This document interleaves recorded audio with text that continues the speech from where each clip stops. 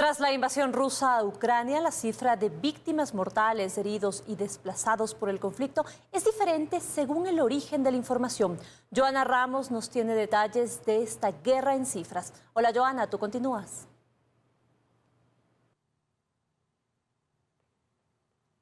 ¿Qué tal? El gobierno de Ucrania elevó a 11.000 el número de soldados rusos muertos desde que Moscú comenzó la invasión a este país. La cifra es 22 veces más alta que la reconocida hasta ahora por el Kremlin, que solo ha confirmado la muerte de 498 militares. ¿Quién dice la verdad? Veamos la siguiente nota. Día 13 de la invasión rusa en Ucrania y la arremetida del Kremlin parece estar lejos aún de terminar. La cifra de desplazados sigue en aumento. Hasta ahora, más de 1.400.000 personas han escapado de Ucrania en busca de un lugar seguro. Los enfrentamientos continúan y las balas no discriminan entre militares y población civil, pese a los acuerdos previos entre ambos países. Según las últimas cifras publicadas por la Oficina del Alto Comisionado para los Derechos Humanos de Naciones Unidas, desde el inicio del conflicto hasta el domingo pasado, han muerto 406 civiles, de ellos 15 niños y otros 801 han resultado heridos. El balance incluye 42 muertos y 42 heridos más que el último informe del organismo publicado un día antes. En el caso de las víctimas militares, según Ucrania, 11.000 soldados rusos han muerto en territorio ucraniano. Pérdidas humanas a las que se añaden siempre, según la versión ucraniana, la destrucción de 285 tanques, 109 sistemas de artillería y 48 helicópteros enemigos. La cifra que presenta Ucrania resulta 22 veces más de lo que acepta Rusia como bajas. Según el Kremlin, 498 miembros de sus ejércitos han muerto en esta guerra y se estima que ha destruido 2.200 objetivos militares desde el inicio de lo que llaman Operación Especial en Ucrania. Moscú asegura haber destruido 76 centros de mando, 111 sistemas de misiles antiaéreos, 71 estaciones de radar, 69 aviones de combate en aeródromos y 24 más en el aire y 62 drones. Estados Unidos, en una primera estimación que hizo durante los 4 primeros días de la invasión, se limitó a cifrar entre 1.500 y 2.000 los militares rusos caídos. Y aunque la ONU ha confirmado 406 víctimas mortales civiles como consecuencia de esta guerra, se cree que la cifra real es mucho más alta. Nosotros, en las siguientes emisiones, seguiremos revisando la guerra en cifras. Gracias, Joana. Vamos a continuar con más. El conflicto entre Rusia y Ucrania no solo afecta a las exportaciones ecuatorianas, sino también a la importación de agroquímicos, y eso ya genera preocupación en el sector empresarial. Rusia es el principal proveedor de fertilizantes. Además de los 1.100 millones de dólares que podría perder el país por concepto de exportaciones por causa del conflicto entre Rusia y Ucrania, ahora se suma otra preocupación. Varias materias primas provienen de esos lugares. Por ejemplo, el tema de la urea, por ejemplo, el tema de agroquímicos que se requieren para la producción. Entonces hay un impacto, yo diría que no doble, sino triple. Precisamente Rusia es el primer proveedor de fertilizantes del mundo. En Ecuador tiene una participación del 38% del mercado, por lo que los expertos dicen es necesario buscar formas de solucionar el problema de la importación y el costo de los agroquímicos. Es factible migrar de fertilizante químico a fertilizante orgánico. No es un tema automático. Hay obviamente que generar la producción requerida y la producción necesaria, y eso también va a ser un proceso de migración en los procesos biológicos del suelo. Esta migración debemos verla no solamente por un efecto negativo de la guerra con Ucrania, sino más bien como algo positivo, ya que la Unión Europea, un gran comprador nuestro, precisamente está buscando productos con mucha mayor fuerza orgánica. Sin embargo, los economistas creen que la escasez de fertilizantes podría incrementar el precio de los productos. Va a generar un impacto en la inflación no solo internacional, sino también en la inflación local, que ya se venía sintiendo en meses anteriores, antes incluso del conflicto, porque los alimentos ya se venían encareciendo a nivel internacional. Según el INEC, la inflación mensual en enero de 2022 se ubicó en 0,72%, siendo la más alta desde 2016. En Quito, Belén Merizalde, 24 horas.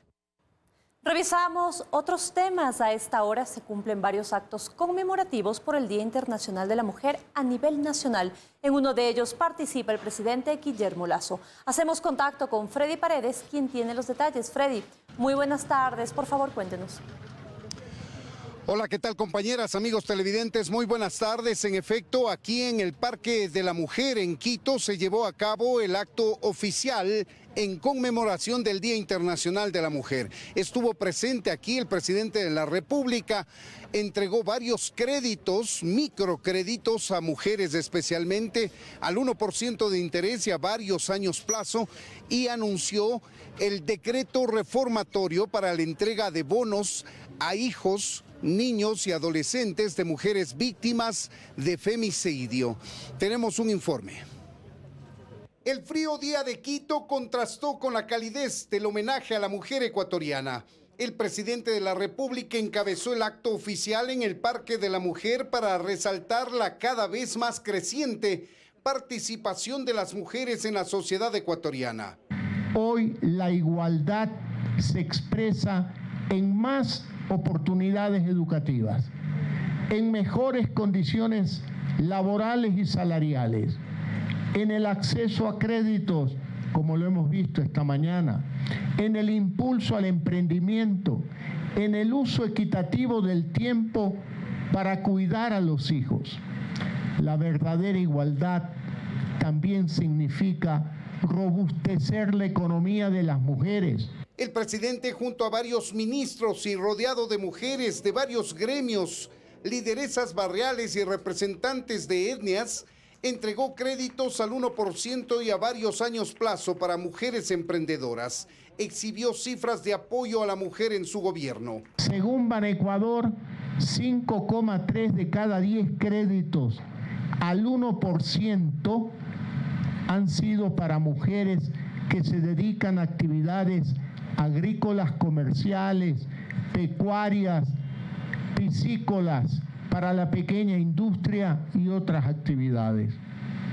Asimismo, según la CONAFIPS, de los 402 millones de dólares gestionados por esta entidad, 185 millones han sido para mujeres microempresarias en cerca de 30.000 operaciones. El mandatario anunció también la reforma al decreto que entrega un bono a niños y adolescentes huérfanos de madres víctimas de femicidio.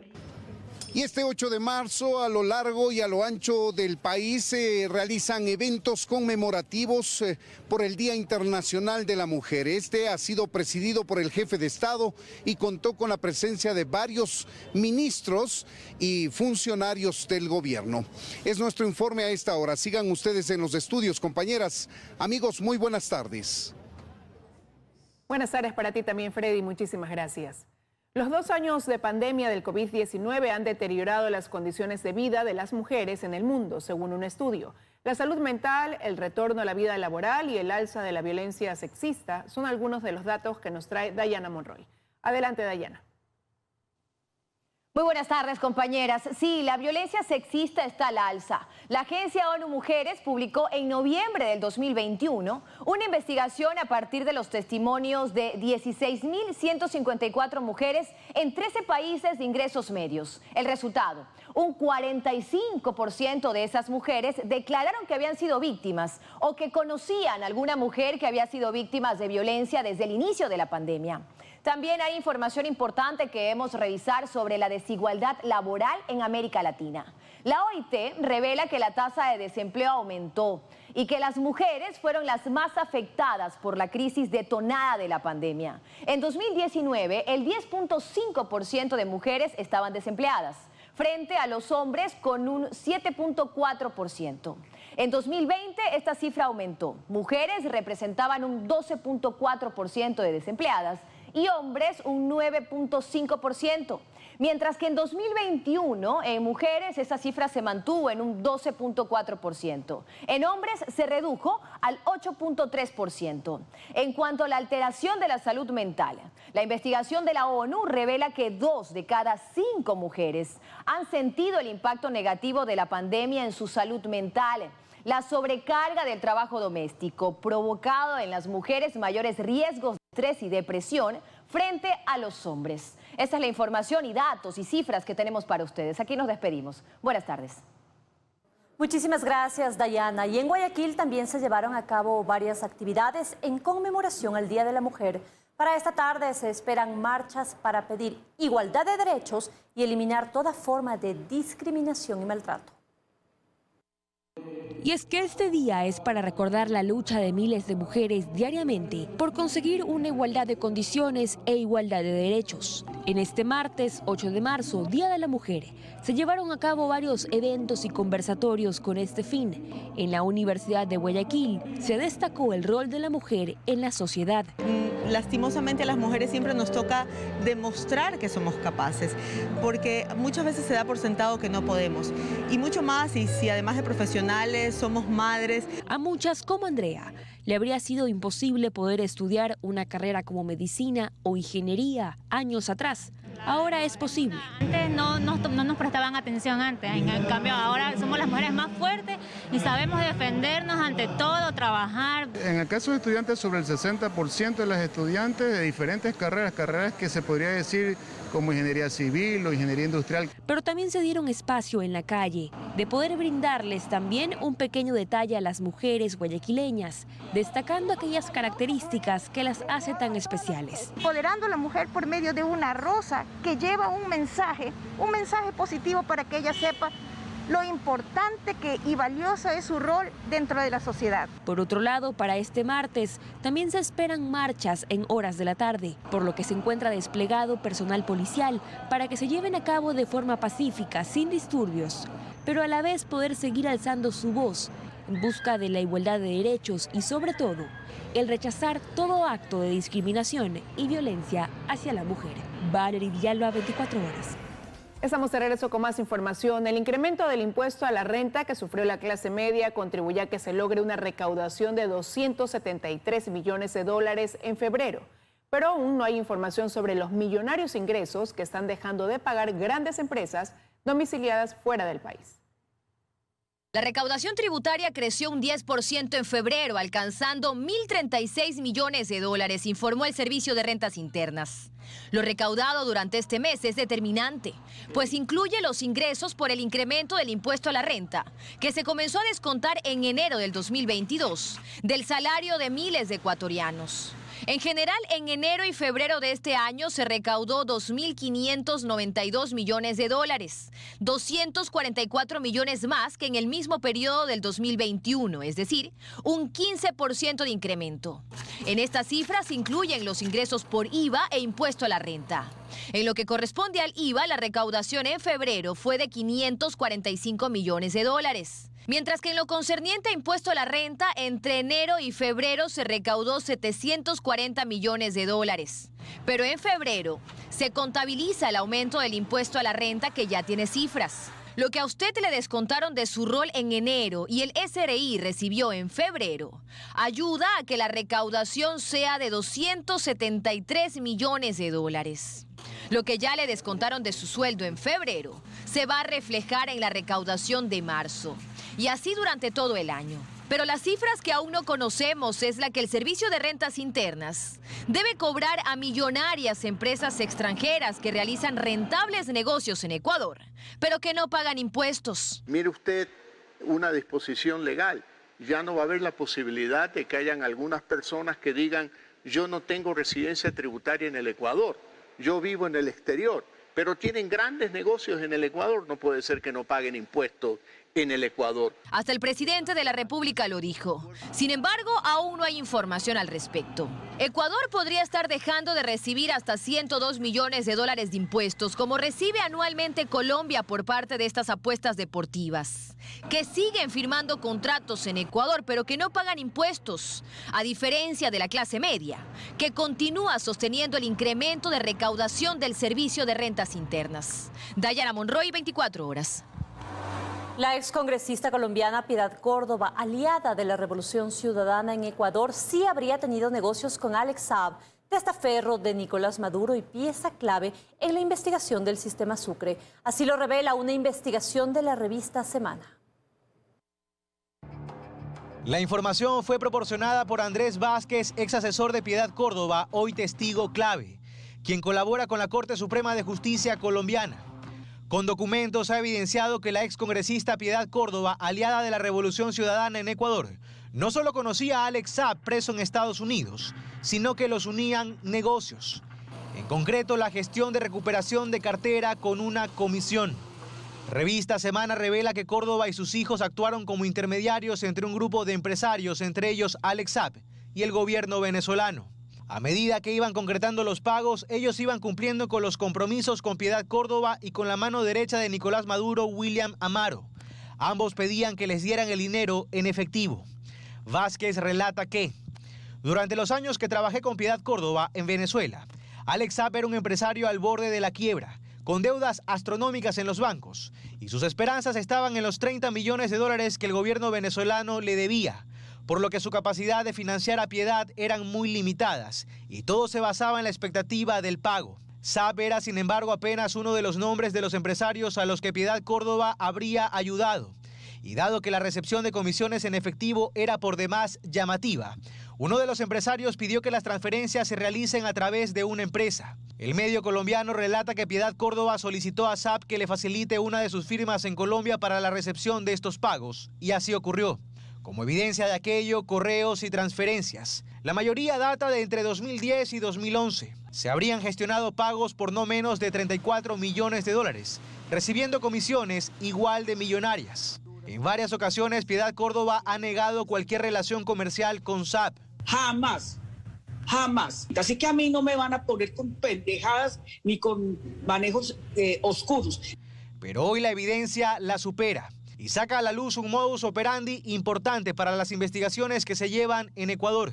Se confirma que la señora intervenía para facilitar esos negocios, abusaba de su poder político. La Corte Suprema de Justicia de Colombia ha pedido a Estados Unidos que se les permita entrevistar a Alex Saab, con el fin de conocer otros detalles de la información entregada por el otrora colaborador de Piedad Córdoba.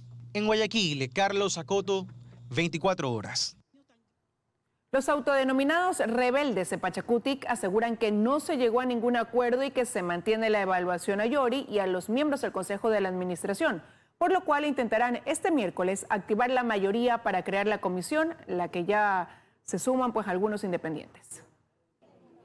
La resolución sobre la unidad les duró horas en Pachacutic, pues según esta legisladora, la sesión del Consejo Político quedó en nada. No ha habido acuerdo, ayer no llegaron a un acuerdo. Sacaron la resolución de una manera un poco arbitraria.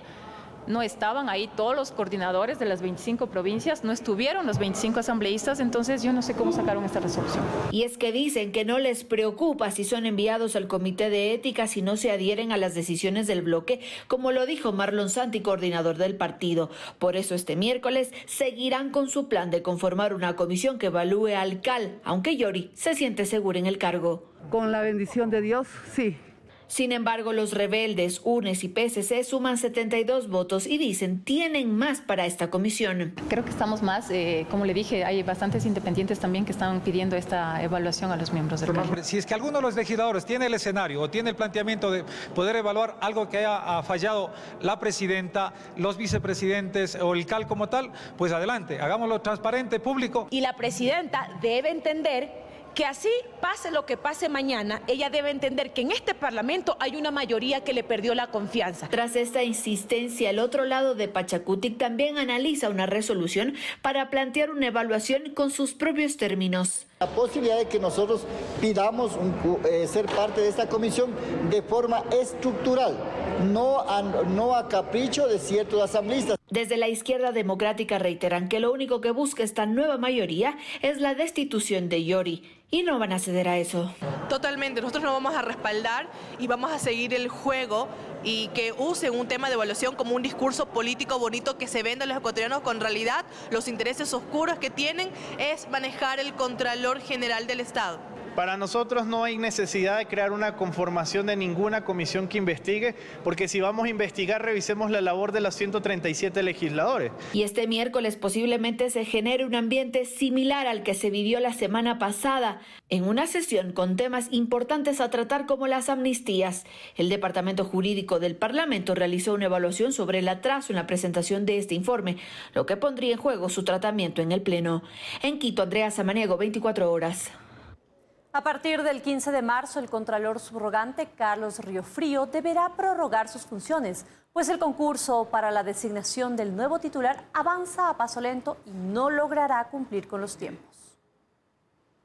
A una semana de que concluya el periodo por el que fue designado el Contralor General y con ello el del subrogante Carlos Riofrío, el concurso que lleva adelante el Consejo de Participación Ciudadana y Control Social apenas está por iniciar y se calcula que se designe a un nuevo titular en al menos 5 meses más, por lo que al igual que en otras entidades, esta permanecerá con una autoridad prorrogada en funciones. Y ciertamente ese es un gran problema. El día de mañana no dudaré en decirle que se buscará la forma de nulitar esa actuación, basado en que hasta el 15 de marzo tenía que estar el nuevo Contralor. Para el abogado constitucionalista Rafael Ollarte, a partir del 15 de marzo, Riofrío estará atado de manos. No adoptará decisiones importantes. Para prevenir, pues. El proceso en el Consejo de Participación Ciudadana y Control Social avanza a paso lento, pues esta nueva administración encontró varias irregularidades en el concurso que abarcan incluso pérdida de información. Toda esta información relacionada con el concurso de la Contraloría General del Estado que se encontraba digitalizado se ha perdido porque no se hizo el mantenimiento preventivo al servidor de data center del Consejo de Participación Ciudadana. Este miércoles el Consejo de Participación Ciudadana y Control Social tiene convocada una sesión ordinaria para dar a conocer la codificación del nuevo reglamento para este concurso, que actualmente entra a la fase de conformación de la Comisión Ciudadana de Selección.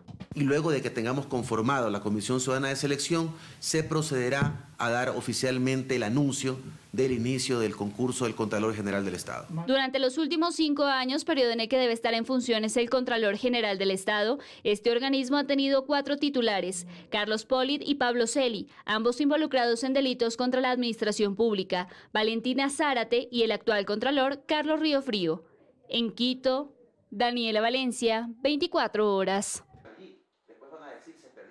Otros temas. Las intensas lluvias han causado daños a la estructura del puente sobre el río Gala en la vía Naranjal-Tenguel, en Guayas. El ministro de Transporte evaluará esta y otras estructuras. El contacto es con Alex Vargas, él está en el lugar y nos amplía la información. Hola Alex, buenas tardes. Adelante.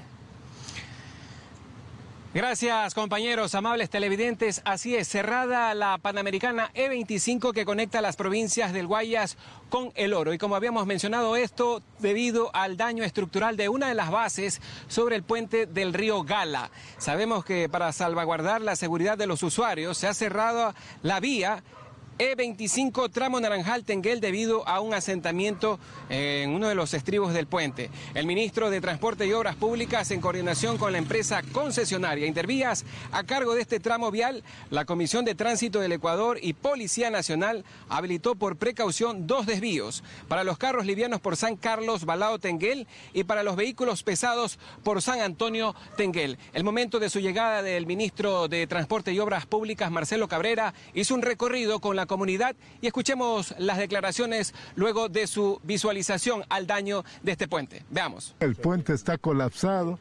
Ustedes deben haber visto que una de las pilas está colapsada de tal manera que lo que vamos a hacer es buscar tender un puente baile de estribo a estribo. Aprovechando la visita del ministro de Transporte y Obras Públicas, Marcelo Cabrera, más de la comunidad, el alcalde de Ponce Enrique, Baldor Bermeo, solicitó otros puntos que deben de ser atendidos por parte del gobierno. Van a hacer los estudios para construir un nuevo puente sobre el río Chico, que también se encuentra con dificultades, pero para prevenir. De 6 a 8 meses tomará la construcción de un nuevo puente sobre el río Gala. Mientras tanto, se espera ya la instalación de un puente Baile, que de esta manera solucionará el problema vial en este punto del país. Compañeros, hasta aquí el informe. Muchísimas gracias, Alex, por la información. Muy buenas tardes. Y también varios deslizamientos de tierra en la provincia de Pichincha se produjeron durante la noche de ayer y madrugada de hoy, lo que obligó a la prefectura de Pichincha a cerrar parcialmente algunas vías como la Loac Santo Domingo y la Calacalina Negalito. Paul, te escuchamos, adelante. Hola Liz, María Gracia, amigos, ¿qué tal? Buenas tardes. Así es, son 6 provincias las más afectadas por el fuerte temporal invernal. Según el Ministerio de Transporte y Obras Públicas, en estos últimos días se han registrado varios deslizamientos de tierra y desbordamientos de algunos ríos que han provocado el colapso de puentes y algunas carreteras a nivel nacional.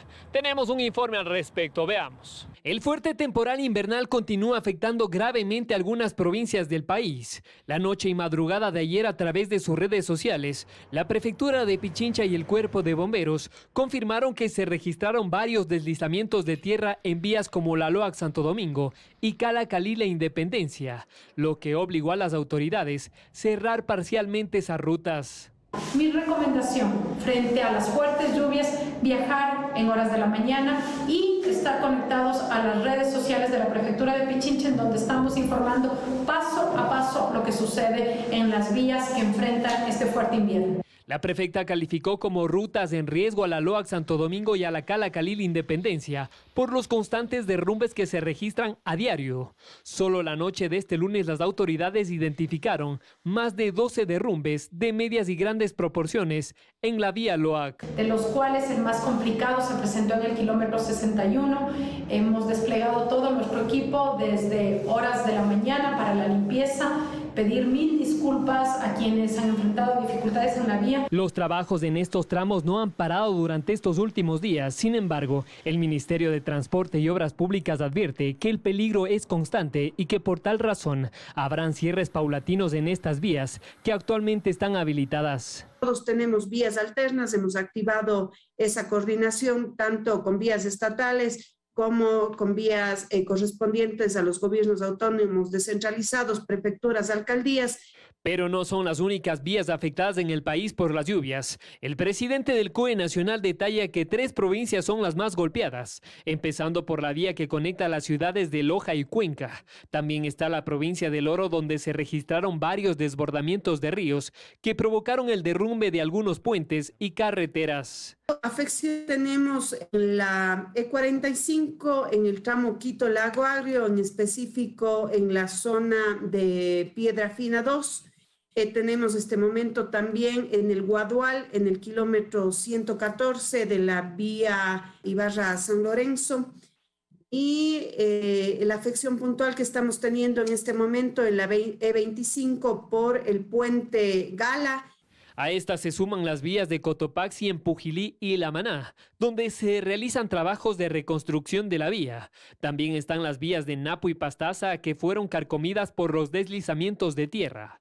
Según los reportes de las autoridades, solo en las provincias de La Suay, Orellana y Napo hay cierres totales de vías.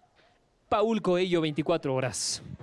Así es, conversamos también con los técnicos del INAMI y nos manifestaron que las lluvias continuarán hasta finales del mes de abril. Las recomendaciones de las autoridades, como ya escuchamos, es que los ciudadanos viajen en horas de la mañana porque así hay menos riesgos. Con esta información regreso a estudios. María Gracia, Liz, ustedes con más. Amigos, buenas tardes. Buenas tardes, Paul, para ti también. Muchísimas gracias. Y con esta información vamos a una nueva pausa. Enseguida arranca la aplicación de la tercera dosis de la vacuna anti-COVID a los jóvenes en el país. Además, en el departamento del Putumayo, en Colombia, La Paz tiene nombre de mujer. Les contamos por qué al volver.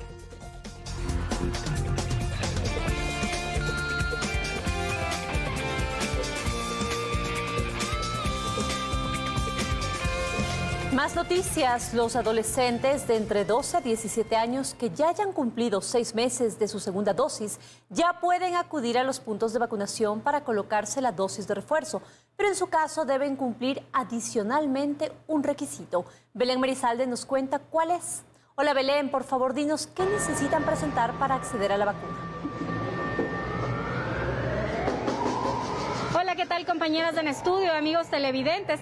Efectivamente, los adolescentes de entre 12 y 17 años que ya hayan cumplido con los 6 meses de haber recibido su segunda dosis de la vacuna contra el COVID-19 pueden acceder ya a la dosis de refuerzo, pero el nuevo requisito es que los padres deben acudir a los puntos de vacunación con este documento, que es un consentimiento informado. Este documento se lo pueden descargar a través de la página del Ministerio de Salud y contiene las ventajas de la vacuna de Pfizer, que va a ser la que se les coloque, y también los posibles efectos adversos. Pero nosotros les hemos preparado un informe más detallado al respecto. Veamos. 2 millones de adolescentes de entre 12 a 17 años a nivel nacional ya estarían aptos para recibir su dosis de refuerzo contra el COVID-19. Ellos, a diferencia de los mayores de 18 años, deben esperar 6 meses para poder acceder a esta dosis del biológico. Pero además de cumplir con este requisito, deberán tomar en cuenta otro, pues en los puntos de vacunación les solicitarán la presentación del consentimiento informado. Este documento, que contiene información sobre la vacuna de Pfizer, que será la que se coloque a este grupo etario, ventajas y reacciones adversas, lleva las firmas de los padres o el representante legal del adolescente y se lo puede descargar en la página web del Ministerio de Salud. Si usted no lo encuentra con facilidad, en su buscador de internet puede colocar consentimiento informado para vacunación adolescentes y le aparecerá este link en el que debe descargarlo para luego imprimirlo. Es un lineamiento del Ministerio de Salud Pública, sobre todo para precautelar la salud y sobre todo garantizar que el padre esté de acuerdo con que le coloquemos la vacunación y los riesgos, sobre todo en los efectos adversos que afortunadamente son muy mínimos que pueda tener el adolescente. Según el vacunómetro, el 88,8% de este grupo etario ya recibió su segunda dosis y las autoridades señalan que ahora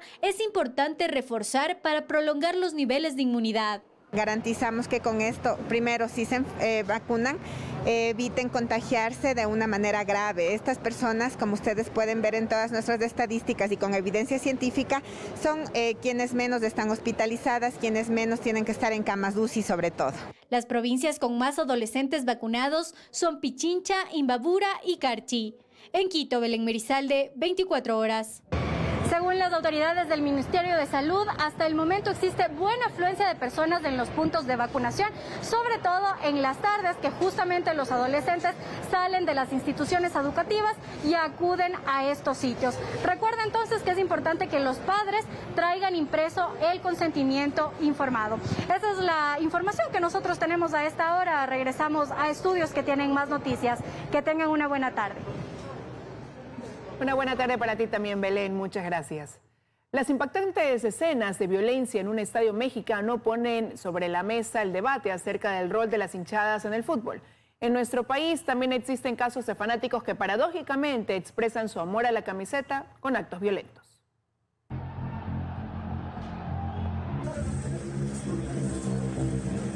El mundo del fútbol vuelve a teñirse de rojo, de luto, porque aunque oficialmente no se habla de fallecidos, sí murió el fútbol en la cancha de Querétaro.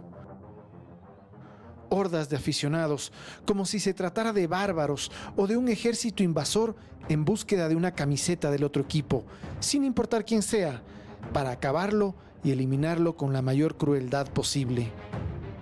Los sucesos de México son un salto cualitativo tenebroso de lo que está ocurriendo en el fútbol. Ha ocurrido aquí, ocurre en Argentina, ocurre en Europa. Es, creo, ya el indicador de que cada vez estamos en un camino sin retorno. Un camino sin retorno a un secuestro de los estadios por parte de aficionados que, en vez de disfrutar un espectáculo apoyando a su equipo, van a desahogar frustraciones contra otros hinchas, contra los jugadores, incluso con los de su propio equipo. Nosotros como hinchas no podemos, al pagar un boleto de 8 o de $100, eso no te da derecho a ofender la madre, la procedencia, insultos asquerosamente racistas contra los negros. Oye, ¿quién te ha dicho que tú tienes patente de corso? Mientras en México ocurría una masacre dentro de un estadio, en Ecuador se daba un hecho mucho menor, pero igualmente teñido de violencia. Un grupo de la hinchada de Liga de Quito increpaba al cuerpo técnico y a sus jugadores, quienes a su vez también reaccionaron ante las ofensas. Es que el hincha es absolutamente pasional. pedirle racionalidad al hincha es muy difícil. Por eso es que el hincha es bueno cuando gana y es malo cuando pierde. Te llegas a ofuscar tanto que encuentras la manera de irradiar agresividad, negatividad, a tal punto que inclusive ya tratas hasta de confrontarte con miembros de este equipo. Pero la violencia no se limita a los estadios. Las redes sociales se convirtieron en un campo fértil para la crítica, muchas veces anónima, que enciende los ánimos de cara al próximo partido. Porque las redes sociales también inciden. Las redes sociales también tienen un factor importante en cultivar este culto a la negatividad. Hay un lenguaje del fútbol que es la guerra, que es la violencia. Pero eso pasado a una nueva fase, que es la de las redes sociales, ahí sí la cosa es absolutamente incontrolable porque ya no es exclusivamente un lenguaje, sino ya la expresión violenta frente al conflicto. Es en las redes sociales donde hay 1000 técnicos, 1000 analistas y finalmente 1000 formas de acoso hacia los jugadores de fútbol, que no hay que olvidar, también son seres humanos. Lo que hace el Conti luego lo ves llorar, es de espanto. Es decir, no tengo hinchas, claro. O sea, ¿cómo se sentirán esas personas que por un fallo, un error, una pelota chiflada, de inmediato reciben el repudio y el odio de miles de personas? Frustración de verse impotente, de tener a la madre de su compañero, a la novia de su compañero y ver los insultos que llegaban de todo lado. Se sintió desprotegido, se sintió frustrado. Dice, pero ¿cómo puede ser la hinchada de nuestro equipo la que nos insulta de esa manera? El comportamiento violento en los estadios del Ecuador es algo bastante normal. Por eso cada vez se ven menos familias. En las gradas puede pasar cualquier cosa y lastimosamente, en ese sentido, no estamos muy lejos de México. Tomás Chufardi, 24 horas.